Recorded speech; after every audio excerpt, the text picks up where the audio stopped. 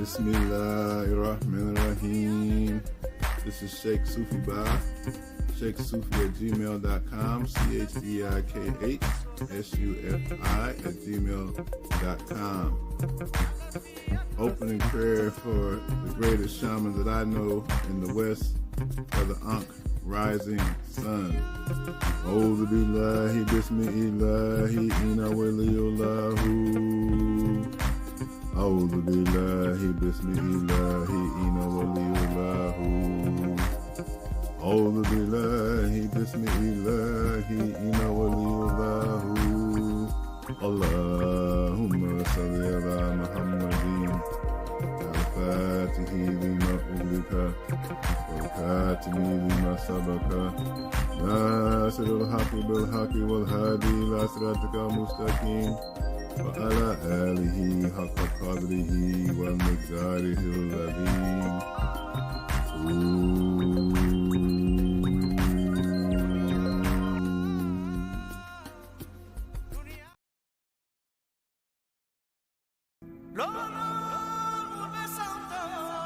Bismillahirrahmanirrahim.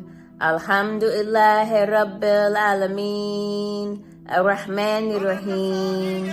Maliki Yawmiddin. Iyaka na'budu wa iyaka nasta'een. Ihdina siratal mustaqim. Siratal ladina an'amta alayhim. Ghair maghdubi alayhim. Wala dwalleen. Alhamdulillah. Dr. Sanada Kamara, co-founder of Temple Mother Earth, sending love, peace, and abundance prayer to everyone around the world. Hi family, my name is Oswald Pomakisa and my wife. Joanne Pomakisa, hi. Together we serve medicine of the grandfather, Wachuma. Our phone number is 201-981-4545. Giving thanks to Brother Hank for the opportunity to send this message. The message of honesty, and our body is very intelligent. It has the ability to bring to the light whatever we're hiding by making us sick, so that nothing can really stay hidden. Beautiful way to move all those things that we carry from the past, to be honest. Aboru aboye aboshishe alafia ubuntu. Assalamu alaikum, assalamu alongo, sanda om namah shivaya. I give you praise in the main shalom. Whatever your wonderful beliefs and your system of beliefs is, we give praise. But we give praise to the Olodumare, the Oloru, the Somole, the Albamole, Efonfuni, Legi, Kuku, Tekunani, Samuju, what Deogu, Mojuba, Mudemo, Male, Mafon, Matibo, Joe. We give praise to the God who is the owner of today, the owner of yesterday, and the owner of all days to come. He to whom the Rumole and Albamole exist to know his laws and command, originating creator, all things discovered and yet to be discovered. We give praise to our grand, powerful ancestors, those wise ones who come, give us directions, light, love, and help us to be able to receive the benefit in our life. We ask that you be able to embrace the great divinity of Rumila, the one who is witness creation, second only to all Damari, the owner of medicine, more powerful than medicine, the immense orbit that fought the day of death. He too who is the perfect in the house of wisdom. He is able to heal and to regenerate you creatures of ill luck and bring them perfectly back into homeostasis, understanding, light, and love, and helping you to embrace the love of the universe as we give praise to all the creatures of the universe, everything that moves and reverberates, and the vibration that moves in your life. Allow you to find goodness, allow you to find health and vitality, strength to move forward for the accomplishment of all the goals that you have set for you and your family. My name is Babalao Oluwole Abiyomi Fakunle Adetutu Ronkolo de Manyansa. My nickname is Babalao of Harlem. We send greetings to you today. As you at www.ifakunle.com, you can reach me and we will talk. Peace. Greetings, loved ones. My prayer for you for 2024 is to be in a vibrational receiving match. A vibrational receiving match for happiness, for giving, for gratitude, for wisdom, for discernment, with abundance of blessings, for your soul tribe, for your soulmate, for your open-mindedness, for your spiritual growth, for divine love, and for a healthy, emotional, physical, spiritual body. I wish you all these things and pray that you receive all these things in the year 2024. I'm saying all languages. Ashe, Amin, and Namaste. You can reach me at Instagram, Sequoia_spirit, that is SEQUOIA.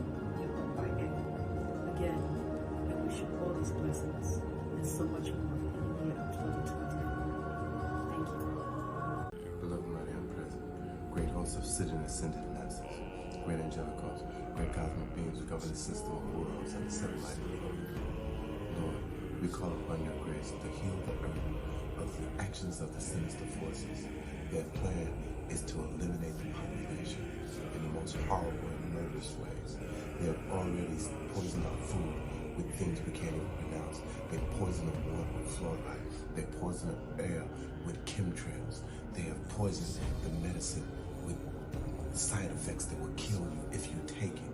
And they have poisoned the technology against mankind. They have weaponized all these things against mankind.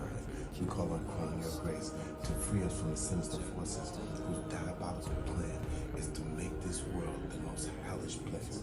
America, which was the light of the world, that was brought to the world, established in this world, to make every human being here ascendant, and then to have that spread throughout the world.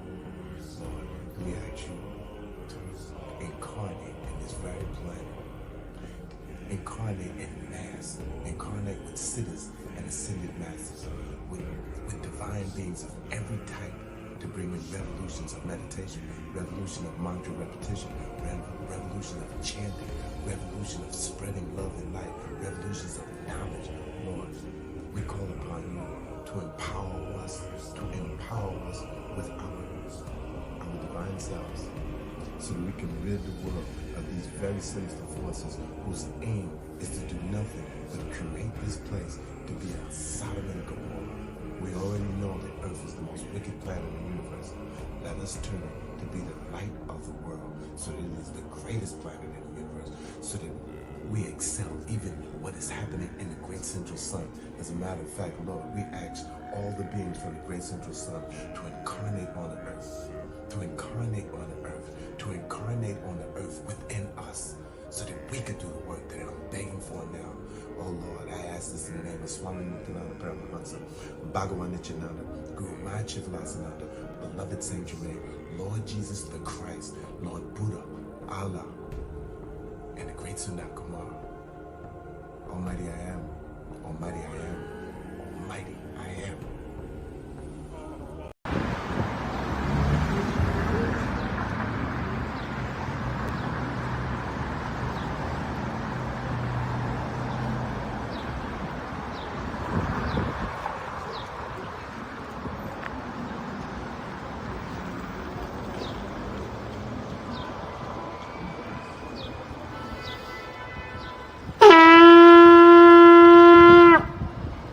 A call to the warrior in you, to the healer in you, the king, the queen, the magician, the lover in you.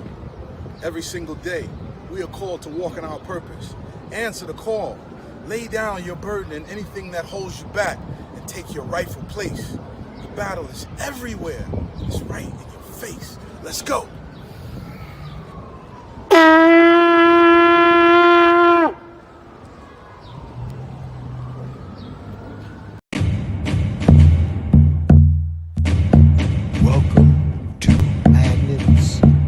Crystals and pyramids. Success is your destiny. Yes.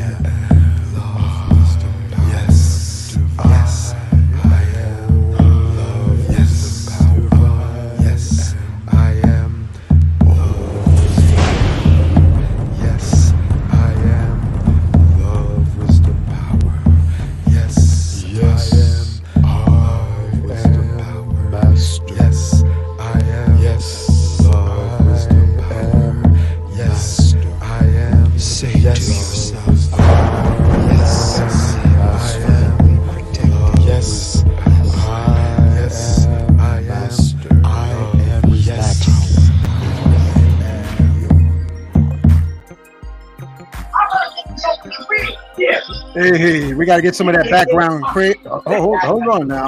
What's going on there? Yeah, I'm in this McDonald's, man. I'm not connected to the Wi-Fi. They don't have Wi-Fi here. Oh, okay. Because it definitely sounds like you got Bebe's kids in the background, brother. Yeah. All right. I'm not going to do most of the talking, so I'm going to ask questions, then I'll put my phone on mute. Listen, is he on? Your partner's not on, brother. He's not on? No, he's not on. He's not on. Hold on. Go check it. I'll do the opening. Okay, family. I want to thank you for your patience. Welcome to Moorish Monday.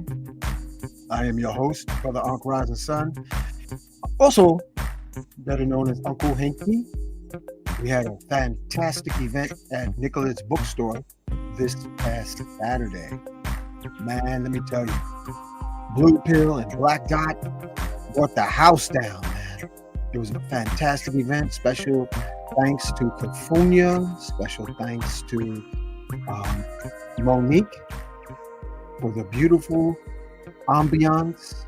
Special acknowledgement to the goddess who was holding the door, Samantha. Sagittarians were thick in the house. So without further ado, I always want you to, in the comments, let us know what part of the world you are listening from so that we can have a greater, richer appreciation for the overview of the Jedis, of the ancient flames. So, loud where I am. Let me check something, y'all. Get this show going. Oh, okay. That's somebody texting me. Let me just put that on mute. I'll just keep the phone near me. Again, I was saying, text what part of the world you are listening from, because we appreciate the collective consciousness of you, spirit Jedis, wherever you may be. We appreciate you. Thank you for being born. Thank you for being alive. Thank you for holding the ancient flame of future destiny. Ancient flame of future destiny. Thank you for holding that, Jedis. Through the dark, through the days, through the rain, through the sunshine, through the shade. Thank you. We thank you. And we want to know what part of the world you're listening from. And I definitely want to give acknowledgement to our future musicians. And if you can invest in them. Family, I am here with a magical moment of young musicians.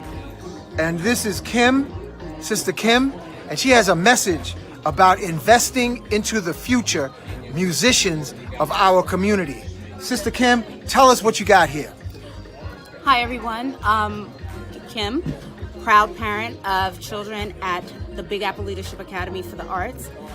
We teach HBCU high stepping marching band to our kids from age 5 and up. It is a free after school program, tuitionless, and it's open to all. Our kids are amazing. If you can, jump on our website. We're looking for support, donations. Our kids need new instruments so that they can high step on. Our website is www.bola.org, BALAA.org. And I appreciate the time. Thank you. Thank you so much. And so family, listen up close.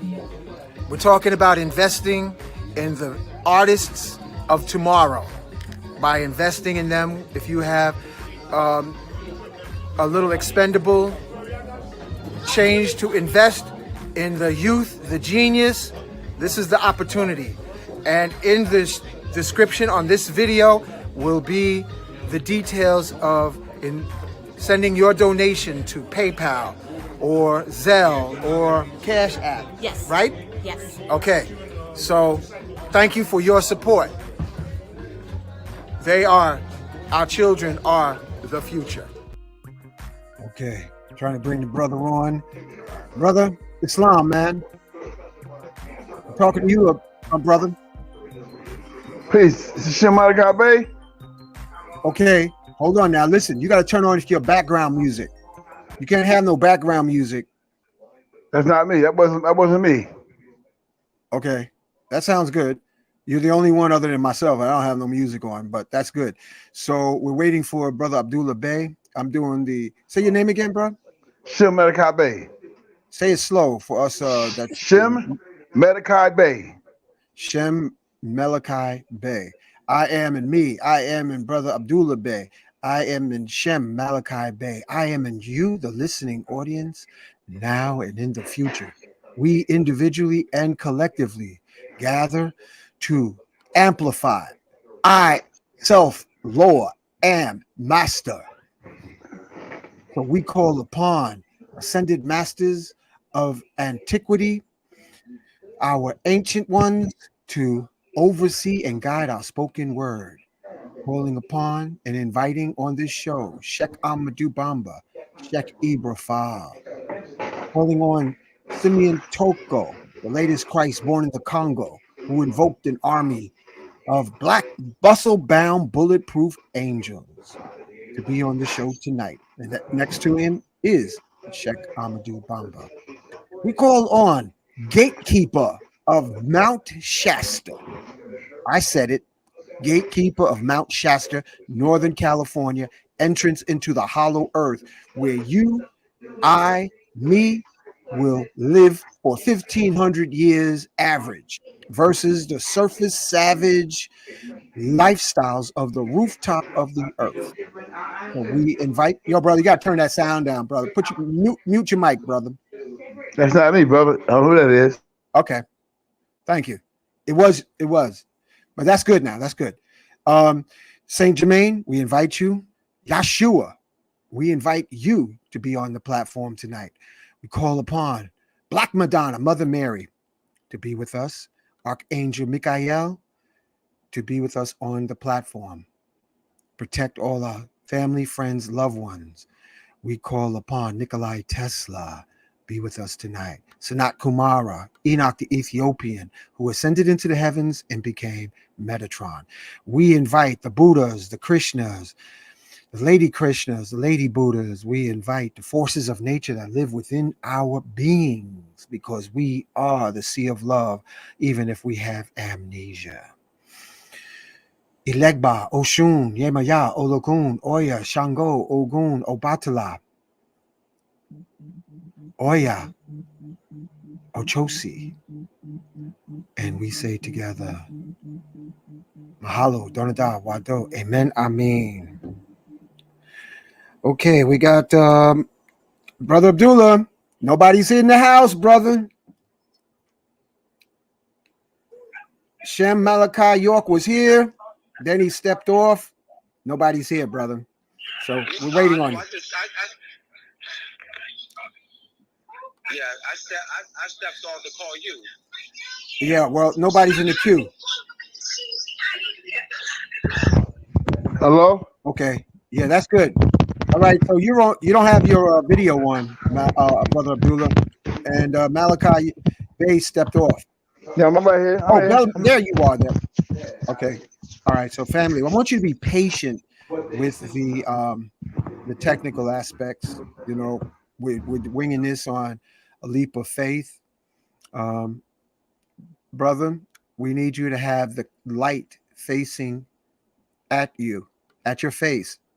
If you have the light facing at your face, we can see you better. So to give a more effective message. Okay, his camera froze up.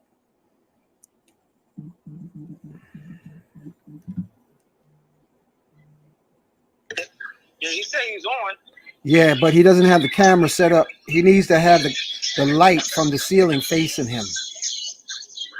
So he's on. He has to change. He has to go. Okay, that's good. Tell him hold his position, because he's in a good position now. All right. Okay.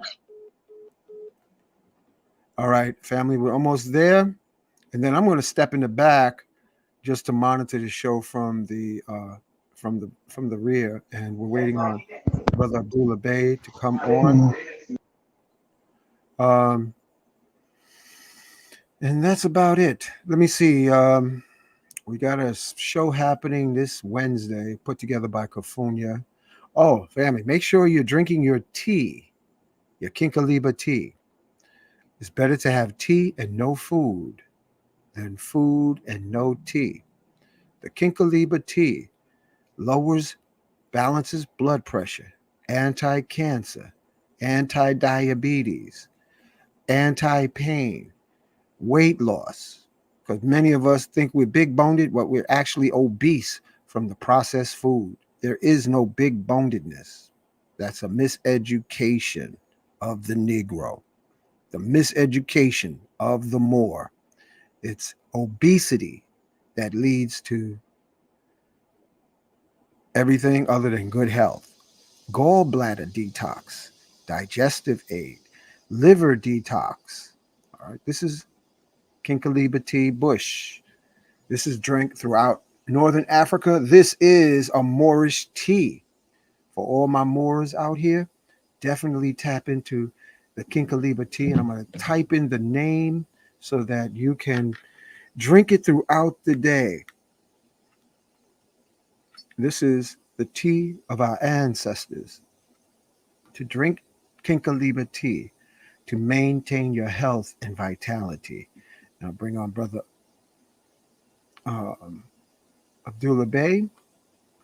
And now we move to removing the, here we go, right here. Okay, it's your show, brother. I'm going to be in the background. All right, thank you. Thank you. Peace, everyone. Shem, do you hear me? Shem, do you hear me?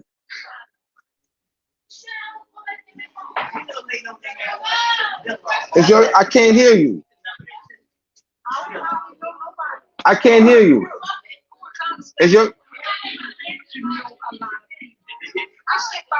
Your mic is on mute.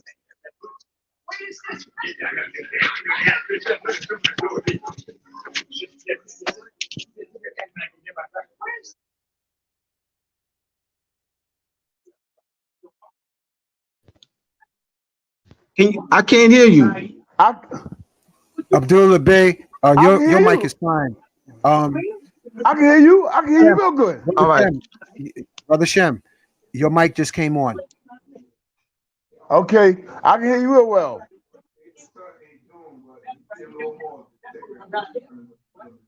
All right, peace, everyone. Yeah, this is the principles of restoring self-determination among our people. Restoring with Shem Malachi Bey and Abdullah Bey, restoring self-determination among our people. So these questions are designed to foster a collective thinking and jurisprudence, positive law amongst the Moors, so as to aid in bringing the people together collectively and express their free will and affections towards one another to create and build a communication bridge that would enable the people to organize and build structure. The questions were structured by Abdullah Bey, myself, and the answers are from Shem Malachi Bey. All right, these are questions that were structured by myself in 2019. All right, so we have here the first question: what is self-determination? What is self-determination? Essentially, the right to self-determination is the right of the people to determine its own destiny. In particular, the principle allows a people to choose its own population, its own political status, and to determine its own form of economic, cultural, and social development.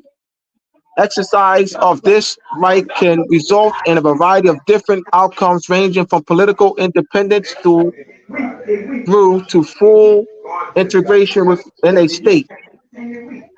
The importance lies in the right of choice, so that the outcome of the people's choice should not affect the existence of the right to make a choice. Shem, you want to expand on that? Yes. If you look back anciently, all civilizations of nations under nationalism, they had a right to determine who they was. This is a fundamental right was handed down to them by the ancestors that came before them.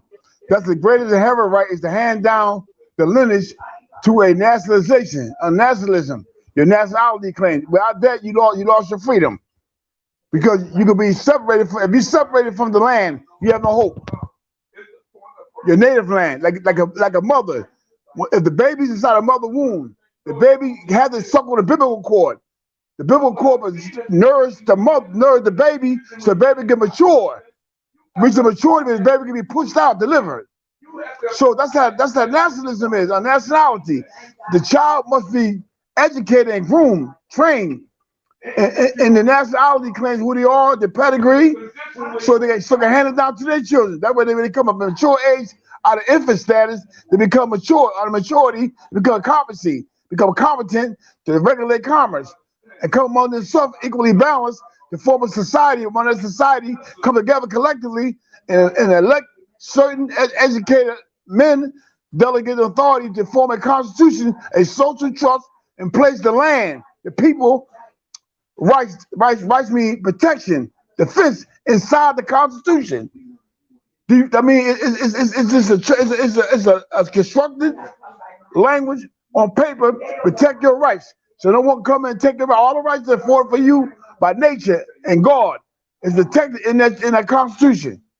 So in order to do that, you have to have knowledge of yourself, come together, form a political band, a community, and start having elections. Appoint among yourself qualified individual of value. Form a constitution, a social trust, which allow you to be protected, the into contracts, to force international agreements, and also protect your land, your rights. Go ahead, Abdullah. Nobody here, you doing what you want. Abdullah? All right. So we have the next question. What is self-determination? What is self-government? Shim's answer in 2019 to the question: the people of the same blood pedigree nationality come together collectively and express their free will and affection towards one another to create and build a communication bridge that will enable them to organize and build structure. The inherent right of the people of the same blood pedigree nationality, individually or collectively, to determine their own political, economic, and cultural, commercial destiny. Shem, you want to expand on that? Yes, the reason why you have to do this because no one, if you look back in history, in ancient time, no nation goes to a foreign nation to put them in servitude and ask them to protect their nationality rights. They don't do that. What the nation does is don't take away the personal rights from the people. What you mean, Shem? They never strip the culture. They allow the people to preserve their sovereignty in the empire jurisdiction, territory, to operate in conquest in their land. Allow them to form government, communicate, and regulate commerce among themselves. So it's very important to understand that if that's stripped from you, you can't do anything because you cannot address any matters that's affecting your people because you yourself is not sovereign. You're not free. And you have not made a discovery for the land. In order to make a discovery, in order to take back the land, you first take back your mind, your body. When you control your mind and body, y'all come together and come back for the land. Because your body is attached to the land, and your land is attached to your body. That's called blood pedigree. Go back faster, go ahead. All right. The next question: what is political power? Shim's answer in 2019: political power is exercised when the Constitution is enforced through the ministries and agencies. The representatives act out the will of the people, deriving their political power from the Constitution, which expresses the will of the people. Shim, expand on that. Read it again, Abdullah. Read it again. Abdullah, can you read that again, please?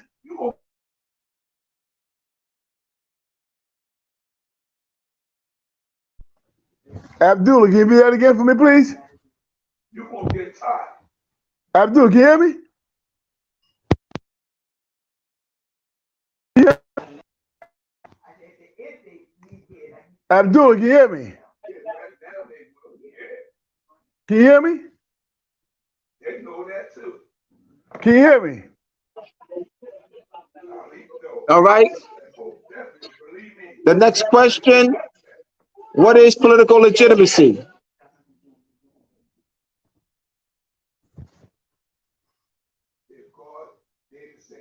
What is political legitimacy? The political body of elected, appointed, and commissioned officials derive their authority from the Constitution to act on behalf of the people. We'll expand on that. Yes, all nations in the world is governed by the collective power of the people. That means the people first come together and elect a republic or a republic monarchy or one ruled by a house. Goes back to ancient house. What happened? Delegation authority come from the house or from the republic of the people coming together as a whole. That allows the people now to preserve the sovereignty in itself by electing people to write a constitution, by electing them to do certain duties, and by also give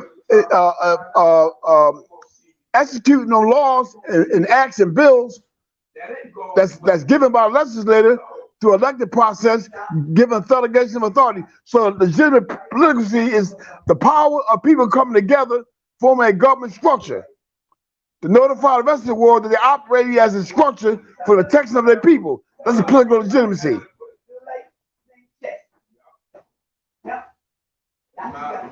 All right. The next question, what is government structure? What is government structure? Demons don't die.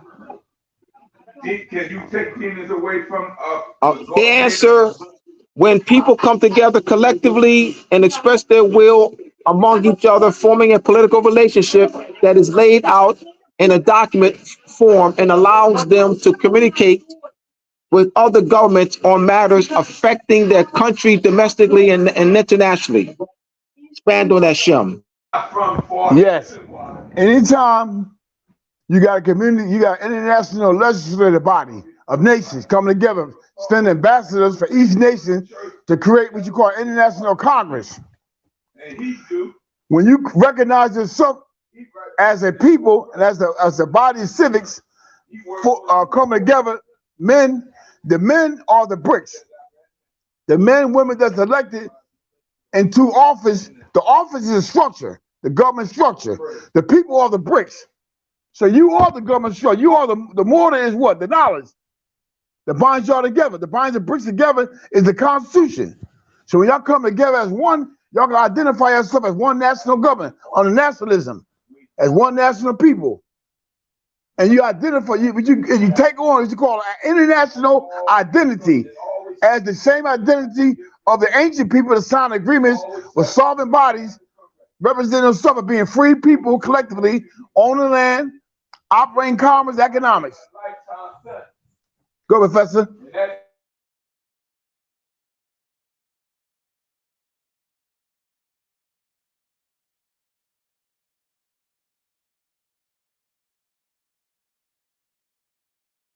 All right, we have the next question. How is the will of the people exercised in government structure? Your answer, 2019, by setting up public officials, ministries, and agencies for the function of the government to carry out the people's intentions and will for balance in their communities and societies. Expand on that. Okay, once the government is established, the legislative body have to take upon themselves to create committees, intergovernment relation agencies that can handle government relationship on behalf of the government body, sovereign branch, under delegated power of what? The representatives and their Congress, Parliament, which is delegated power from the people. They will make certain laws, forms, applications, codes, regulations, and rules that can be enforced by your government doing government-to-government relationship. That means that if it's a form that can protect you when you go into a foreign jurisdiction, you cross borders. Foreign jurisdictions cross borders. They can pass codes and laws to protect you when a consul comes into a dispute with a foreign national, and you live in your land pursuant to treaty. The council can enforce that statute as a legislative authority for you. That becomes what you call your constitution will back you up by these codes pointed out by the parliament. Therefore, you have what you call your proper person, your proper status. You will be in your proper status. These codes are the government relationship for you to fill out forms, applications, and get them stamped, ran to your agency, and sent over to the other treaty nations to notify them exactly how you operating and how you being protected.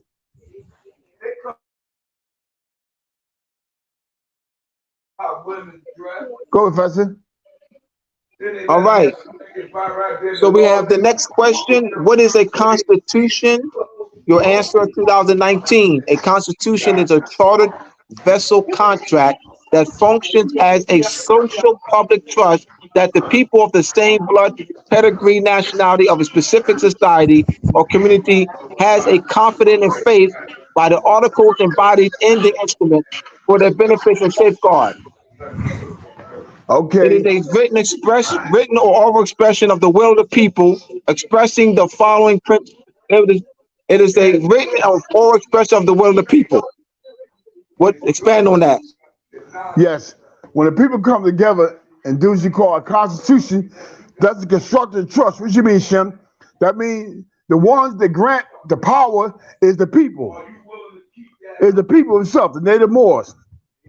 Once they grant delegation authority to the parliament branch operates in their stead as a sovereign power delegated. The same sovereign power the people have, the parliament have the same inherent rights. And what they do is this one thing, very important. They become the settlers now. The exchangers, the settlers, the trusters, the bellers, they become all this. What they do is they write down, and what they do is the people are the settlers, the exchangers. The Congress is the trustees. They're elected to operate the performance of the trust, make sure the trust is carried out to its fullness, protect the rights of the beneficiary. The people are the settlers and the beneficiaries. Now, however, when they create an agency or committee, that is called fiduciary now. They delegate the power to a fiduciary to discharge certain duties on behalf of that trust. Now, when this happened, it's no different. The Constitution is created to protect the land, your rights, your water rights, your air rights, and your land rights, and your nativity rights to navigate. When that happens, that means that you are the beneficiary and you are the settler, truster. But you become a guarantor because you're donating certain what? You donate certain rights over to a political party, become trustees for you. So they got the trust, the trust, the social trust, delegate authority, how far the parliament can go, how far everybody can go, how far they go, and protect your rights within that government sphere, that territory you were operating in, that nationalism, protect your rights. Also prohibit the government from going anywhere too far to delegate the authority to anybody else to do that. That's why it's very important. Go ahead, Abdullah. All right. The next question, how is government established? Your answer, 2019. The people coming together collectively to elect certain women and men who are trusted with a portion of their competence to carry out certain duties with the delegation of authority to be held liable and obligated to the Constitution that determines the power and limitation of the elected officials in relationship to the peoples collectively. Expand on that. Yes. The power of the Constitution is to make sure that people never become a debtor and they always stay the creditor. The elected officials are the debtors always. Why? Because they got obligation, they got liability to the people. So they always become a debtor. You know what debtor credit? I'm gonna tell you what debtor credit is originally. The people rights over the government. That's it, period. Watch him, because the government is always going to be a debtor. What you mean? Anytime you owe obligation or the obligation to perform on an instrument, that makes you liable. Makes you liable to the party that's the beneficiary of the instrument, which is the people. Yeah. All right. The next question. Why do Moors have the right to self-determination I mean, why do Moors have the right to self-government? Your answer in 2019. The Moors are the blood pedigree of the ancient people that domiciled and was conveyed North America through the power of the celestial realm. Yes. Now, what we must understand is right here. When the land first started getting divided among the nations, us earlier, ancient time, they're divided through a seer. And that seer laid down a principle, a concept principle, that no other nations are going to another nation and take their territory away. When you steal the territory, you steal the sovereignty away of the people. That's called birthright theft. So that's prohibited under ancient law, under divine law. That's prohibited to do such an act. Go on someone's territory and take their land. When it's promised to them, what you mean promise? It's an inheritance to them. When you steal the land, you steal the inheritance. So you got to look back at ancient law and say, why is this principle so important? Because it's applied anciently. It's applied strong divine principle. It should never be done. Go ahead, Abdullah. All right, the next question. What did Noble Drew Ali mean by the following statement? Money doesn't make the man. It is free national standards and principles that make the man. Your answer in 2019. The spirit and divinity that is in man that brings one into alliance with the cosmos and inspire one to honor the earth and one's foremothers and forefather in what they establish as an inheritance for themselves, their kinsmen and descendants. Expand on that. One, that I go back to the earlier question. What do a man or woman gets the ability or the right to stand up and say, you can't do this to me? Why? He looks back at a principle, a well-settled principle and norms, what you call jurisprudence, a history of decrees, acts, statements, covenants between nations, between a seer, a prophet, that does not allow such an aggression against a set of people, which God condemned. When you look back at that, you're going to force that same principle right now. If you clean, if you think clean in the mind, you force that same principle. Go ahead, Abdullah. All right, the next question. How would learning national standards and principles bring about national unity? Your answer in 2019.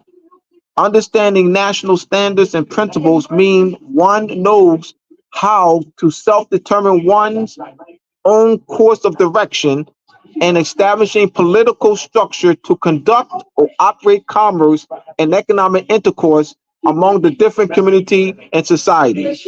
Expand on that.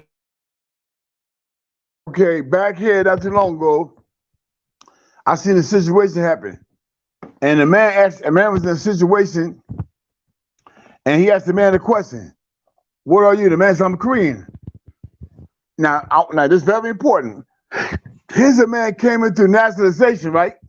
Signed a document saying that he will be taking allegiance to obey the United States. But yet when asked his nationality, he doesn't say United States citizen. He said Korean. I'm saying that every day this stuff is done in front of our face to demonstrate to us exactly what's going on. You get a French come over here. The first thing that French will say, I'm a French. My family go all the way back to this and start going back, tracing their blood consanguinity, Irish person, a Scotland person, a Portuguese person. All of them will come over here, and they come over to nationalization. The first thing they say, I'm Portuguese. You get a Jamaican come over here to nationalization. The Jamaican never say he's a United States citizen. Excuse me, are you Jamaican? United States citizen? He said, no, I'm Jamaican. Why do they do this? That's established a political national identity, nationalism.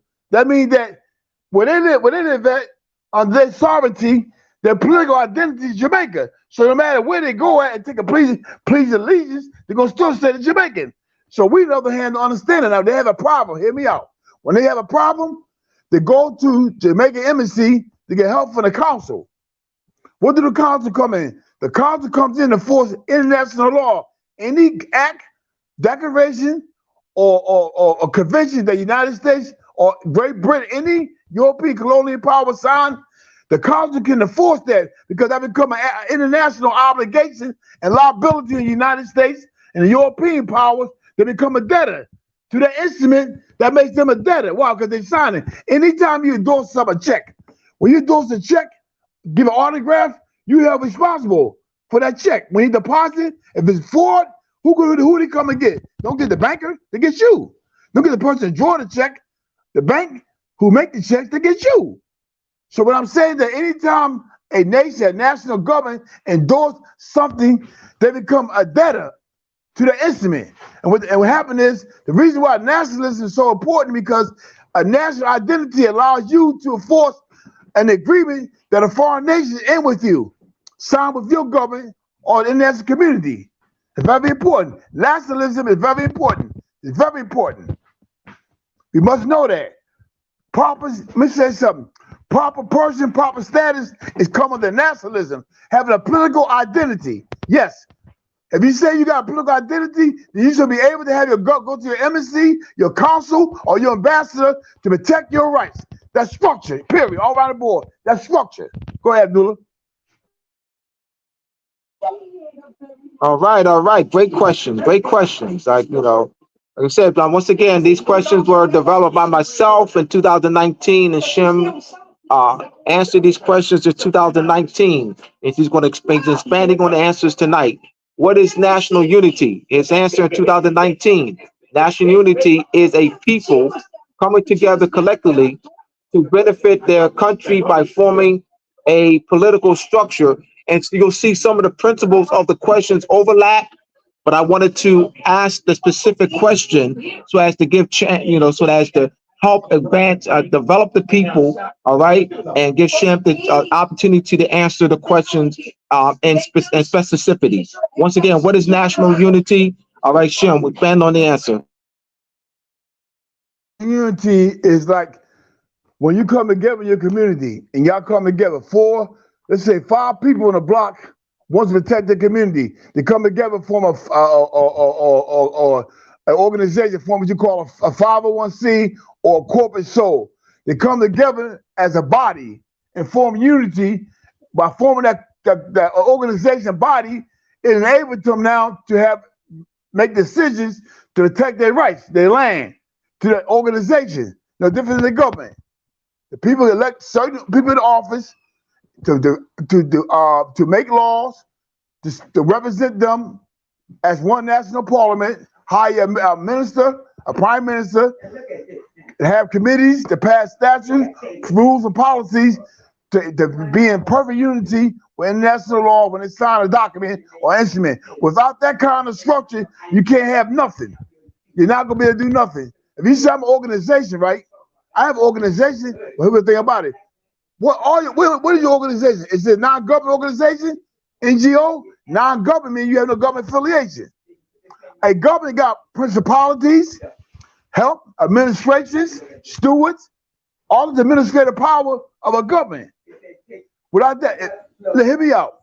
The Bible says in the church it's called governments, principalities, helps, administrations with an S. So why the church considered as a government body, ecclesiastical body? Who understands more than the Catholic Church and the Amish and the Mennonites?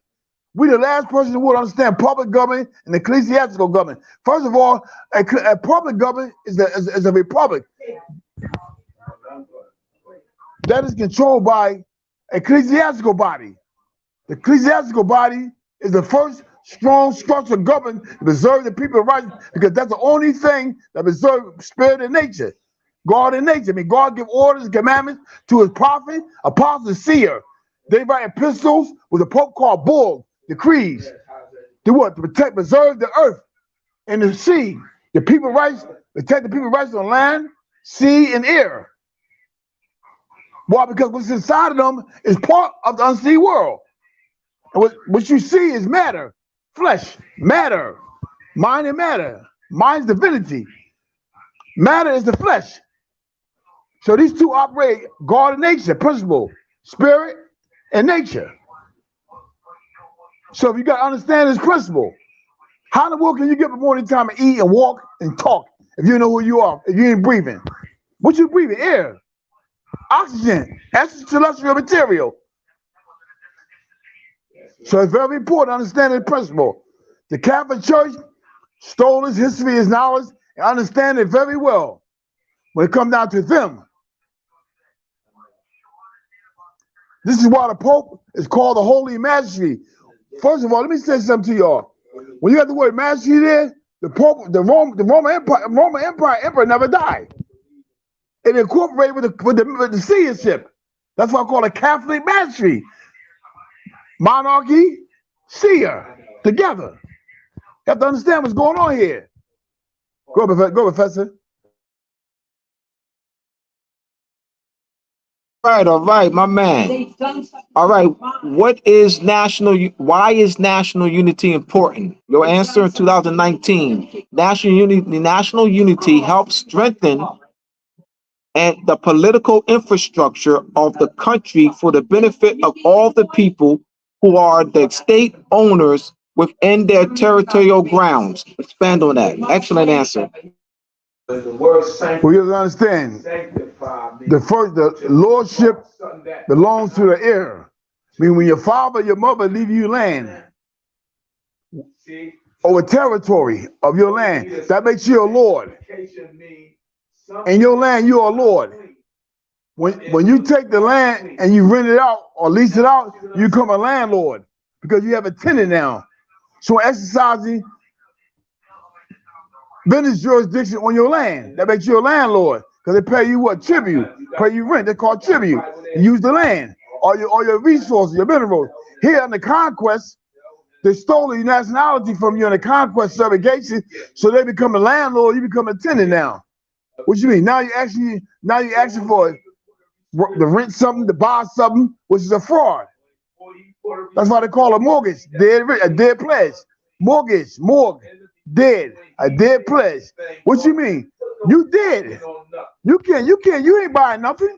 In law, you don't exist. How can you pay for anything with a de facto status, with no memory?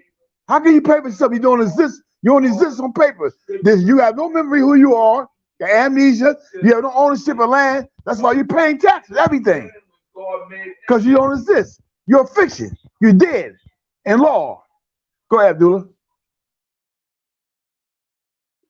All right, right on. All right. Next question. How is national unity accomplished?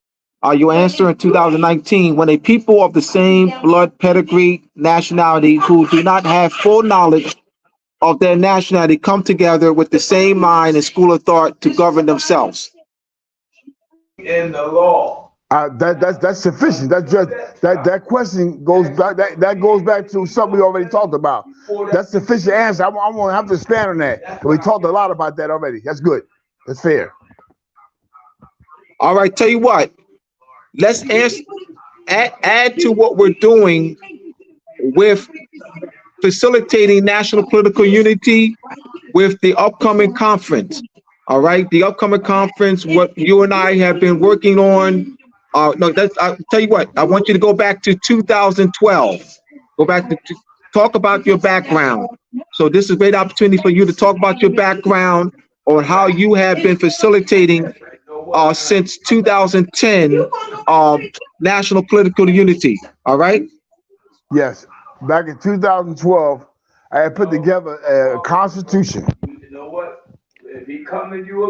for the Moors and a lot of Indian, people call themselves Indian political jurisdiction, call themselves identity Indian, all over California, Georgia, Maine. They all came down to Philadelphia to the convention. A lot of people that showed up held position with the Nation of Islam, more science temples. They all came down. Now, that was a great time when we all came and signed the Constitution. They signed the Constitution. What happened was there was no check and balances. One man who was secure delegated authority to hold the Constitution, decided to interpret the Constitution and rewrite it without permission from the Parliament body. And the reason why this happened was because everybody was not there for political unity, not there for every man for himself. And that was the way it cut me off of bringing people together. So I've been here and seen how this thing is done. Abdullah Bey is right. One of the main things I recognized, everybody was not educated on what the value of what we was doing there and what we do by coming together. They didn't understand the principles of that. All was still under constructed, connotated language and lost concepts that I could not. I have not dealt with them issues. By not doing with them, everything blew up. So by doing this right here, when we do decide to come together, everybody that's been awakening the connotated meanings and the constructed concepts will be broken. The spell will be broken. We won't have that kind of problem. I've been there. I've seen it happen. I created another nation called the Ninahoki Nation of Moors. I had a brother on there say he's a magistrate. He's emperor. I couldn't live with that for the people because we have people. We coming out of a depression, subjugation. You think I'm gonna allow somebody to say they're emperor? That don't make no sense. You trying to rule your people. They're not gonna transition to a free government. You gonna lock them under a monarchy, and you put them on a conquest under your power because you learned something that's over that you got them. You got the knowledge that you take advantage of them. That's why knowledge is very important because most people use knowledge to rule their own people and take advantage of them. Go, Professor. All right, I got a good one for you right here. What does it mean when a people of the same blood pedigree are denied the right to self-government by foreign jurisdiction? Your answer in 2019, the denial of self-government of a people are acts of terrorism, apartheid, genocide, malfeasance against the laws of nature and the laws of the celestial hierarchy. Now, what's going on here is this right here. It was never designed by our God, the Creator, the one and all, the great Creator, the Lord God. It was never designed and put in man or woman. The feminine and masculine principle for a people to cultivate the earth and bring the people into one national identity. It was never planned for that. If you look back, there's no history where people was under one national identity. What is that? A consequence they may have from the earth, I mean, all of them come from the earth with the same consequence. What you mean? What's the consequence? The physical makeup, cosmetic makeup of the skin. That's the first drawing. When you draw a blueprint, the first cosmetic sketch, duplicate print, or prototype of a man or woman was a melanated man or woman with physical pygmy. Once that like that, anyone that comes from that seed, anywhere on the earth, has their right, the same right as the first man and woman had when they first got power over the earth. They never lose that. The only thing about this, by language changing, they leave, they all leave the nationalism, one body, and go over the whole earth and establish providence in the earth as a national identity under a title, under a house name. Go back and look back. A lot of nations started with a house. A house. House of people leaving the homeland, going to a foreign territory that's never habited by anybody, claim the land as a national people. But the main thing is, what was here though, that the person still have a right, was given to them by what? Because the first, I'm gonna show you what I mean. Let's look at a Volkswagen created. A Volkswagen created by what? A maker. The first design came out by a maker, a farm maker. The patent rights of the Volkswagen, no matter what kind of shape or what kind of form or color or design it is, it's still a Volkswagen. So the nations, the corporations that made it, and the nations that license the corporations exist under don't change. So if your consequences is melanated people as a Moor, I don't care what kind of national identity you call yourself, you still fall under Moor because you come from the earth.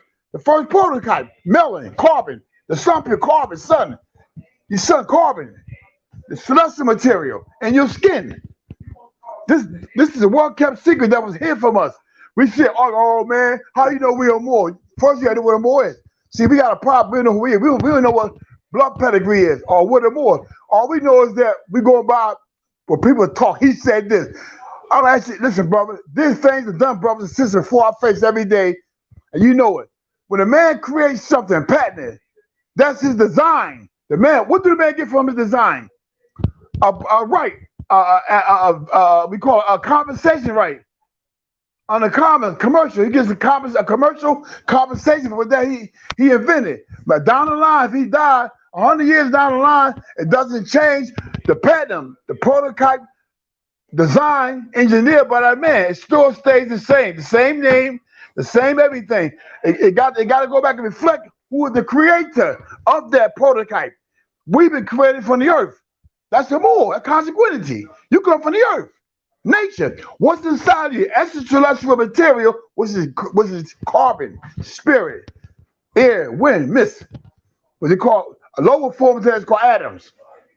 So we know what's going on here now. So this has to be taught, because without this science, we'll be arguing among ourselves and stripping ourselves of our own. We're so busy arguing, fussing with each other, reasoning with each other, debating, beating each other down. We can't never come together and do nothing. Ask yourself a question. Where you going at? Before you got here, first of all, before you got here by divine mind, before you became matter out of your mother's stomach, you always were. You always existed. The carbon, when you leave it, what leaves?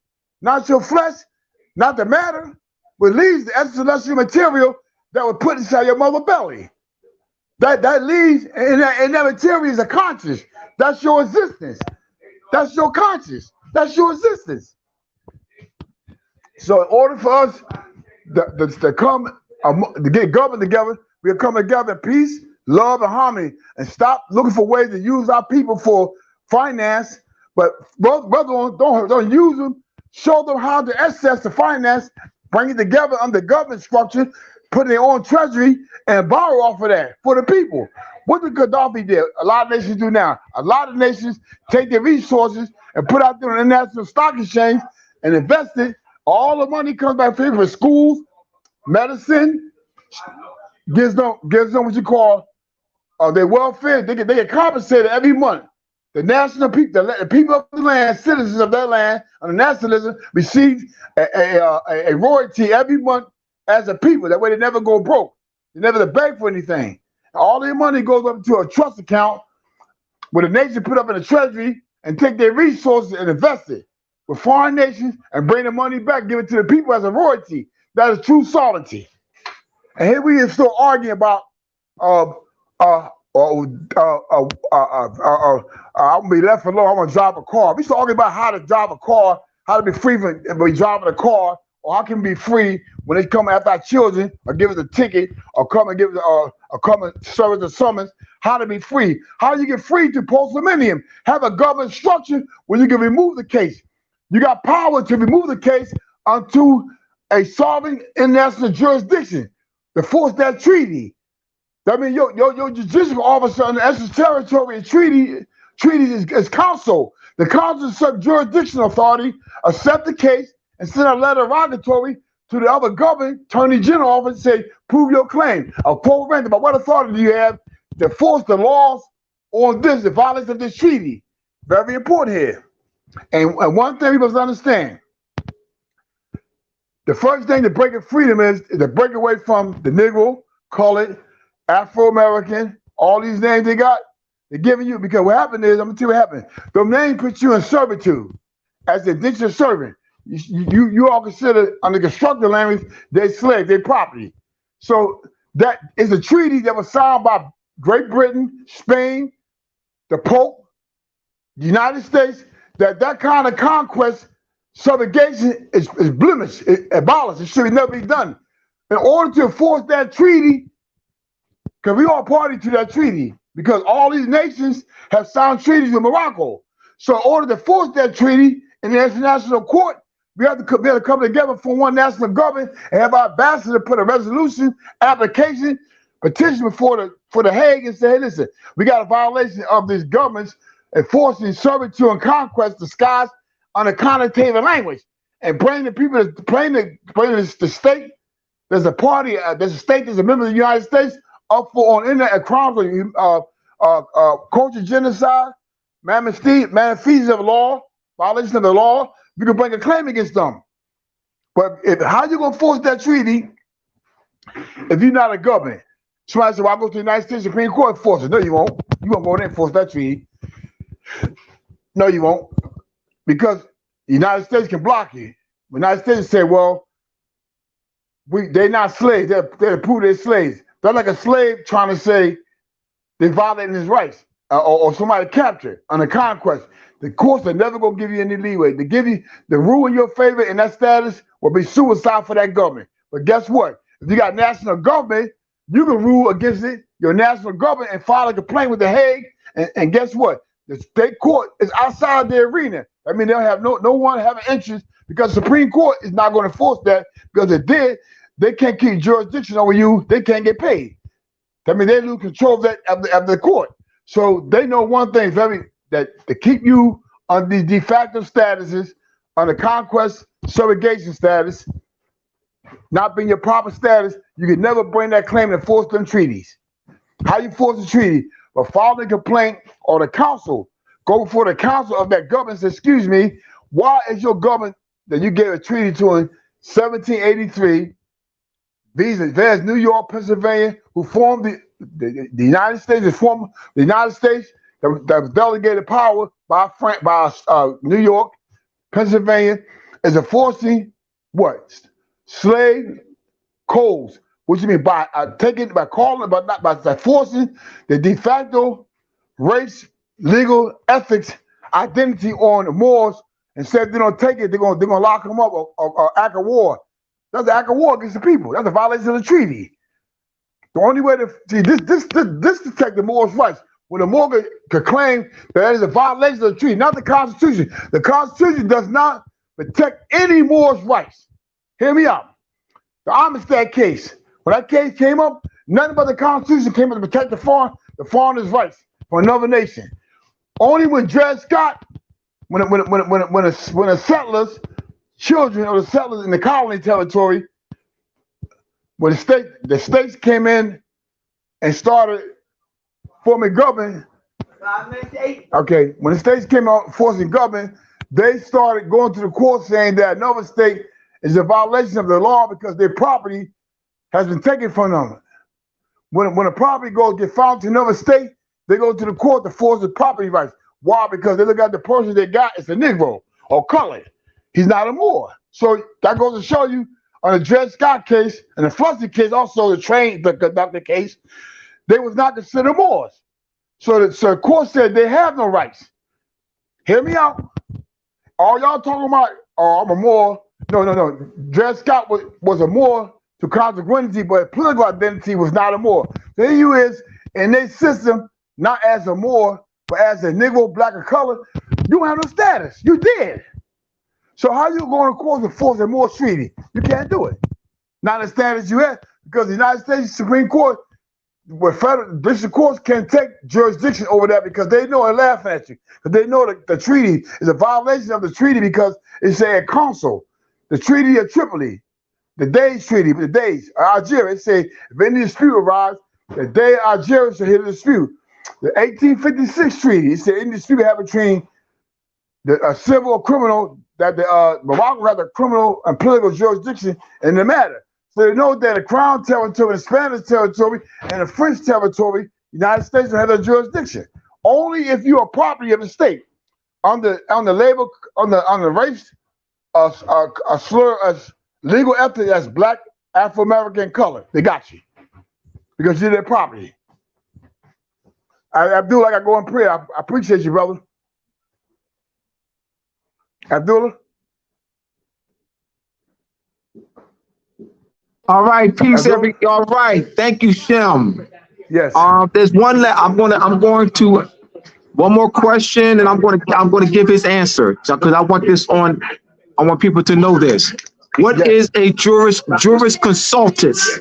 His answer in 2019: a jurist consultus addresses issues when it comes to the sovereignty of the nation. A jurist consultus studies the volume of the body of law of the ancient emperors, queens, kings, beys, days, emirs, caliphs, and their relationship with the governments beneath the sovereign authority on behalf of the welfare of the people.